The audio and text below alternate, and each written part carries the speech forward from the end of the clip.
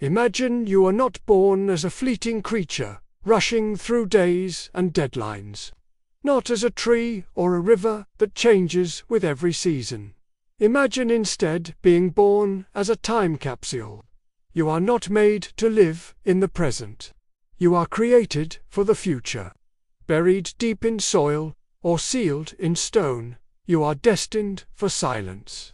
Until hands of another generation pull you back into the light. To be a time capsule is to be born as memory made solid. The best kind of life, because yours is not about forgetting, but about remembering. Chapter 1: A Vessel of Stories. Every being carries stories, but they fade with death. You are a vault. Letters, photographs, coins, toys, even whispers of culture. All stored within you. To be a time capsule is to be chosen to represent a moment in history. Ordinary things placed inside you may become priceless in the future. A candy wrapper becomes heritage. A diary becomes prophecy. Your life is sacred because you carry the fragile soul of a generation. Chapter 2: Witness of Silence. Unlike humans who rush with days, you live in silence. Years pass, children play over the ground you sleep under. Cities rise above you. Wars end, peace returns, rain falls. But you remain unseen, untouched, unaged. Buried in silence, you do not suffer boredom or loss. You wait patiently, knowing your moment will come. To be a time capsule is to understand patience more than monks or saints. Chapter 3: The Bridge Between Generations. When you are finally opened, you don't just reveal objects. You reveal people. You reveal laughter that once echoed, fears that once haunted, dreams that once guided. A photograph of classmates, a newspaper headline, a single handwritten letter. You are the bridge, pulling the dead to whisper in the ears of the living. To be a time capsule is to become a messenger, traveling not across distances, but across decades. Chapter 4: The Immortality of the Ordinary. Humans often believe only grand monuments survive, but time capsules prove greatness in the ordinary. A child's toy tells more truth about an era than a statue. A journal entry explains a heart better than a monument. You, the capsule, ensure immortality of everyday life.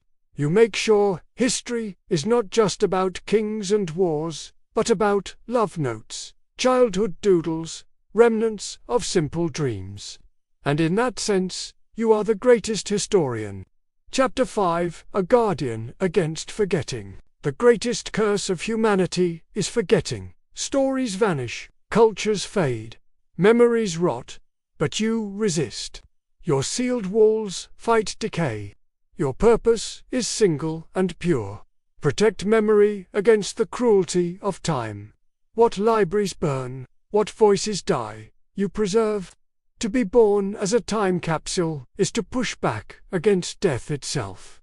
Chapter 6: The Poetics of Waiting. Your life is a paradox. Others live for the present, you live only for the future.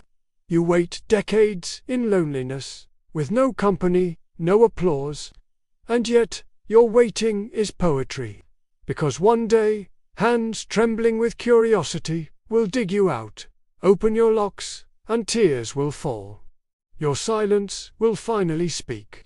There is beauty in patience that has purpose, and you embody it perfectly. Chapter 7: The Shock of Revelation. When you are opened, you don't just reveal truth about the past, you reveal truth about the future. Sometimes, you show how far humanity has come. Look how they once dreamed, how small their tools were, how fragile their hopes. Other times you shame them. Look how little has changed. The same mistakes, the same greed, the same empty promises. To be a time capsule is to be truth incarnate. You cannot lie about history, because you are history. Chapter 8: A Silent Teacher. No one teaches history like you do. In classrooms, textbooks, summarized dates. But when a child holds an old-school notebook from 50 years ago, preserved inside your chest, suddenly history stops being abstract. It becomes alive. You are a teacher without speaking, shaping generations to learn from those who came before. Chapter 9. The Immortality of Service. When you are buried, you are forgotten. But when you are rediscovered, you become immortal. The people who placed objects inside may be gone, but their voices live. Their presence returns. To be a time capsule is to be a servant of memory, forgotten in silence, resurrected in remembrance. That cycle of being invisible yet unforgettable is the noblest service life can offer. Chapter 10. Why best to be born as a time capsule? So, what does it mean to be born as a time capsule? It means your humility is your power. It means you carry moments more valuable than monuments. It means you connect the dead to the living, and the living to the unborn. To be a time capsule is to be living proof that memory is not fragile. It survives if someone protects it.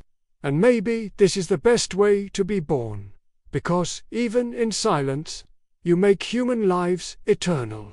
Ending, the keeper of souls. In the world of best lives, the throne may look tempting, the crown may feel powerful, but nothing is nobler than being entrusted with memory. To be born as a time capsule is to be a keeper of souls, a guardian of history, a messenger across centuries. And maybe that is why being born as a time capsule is not ordinary at all. It is one of the best possibilities, because it means humanity decided to trust forever.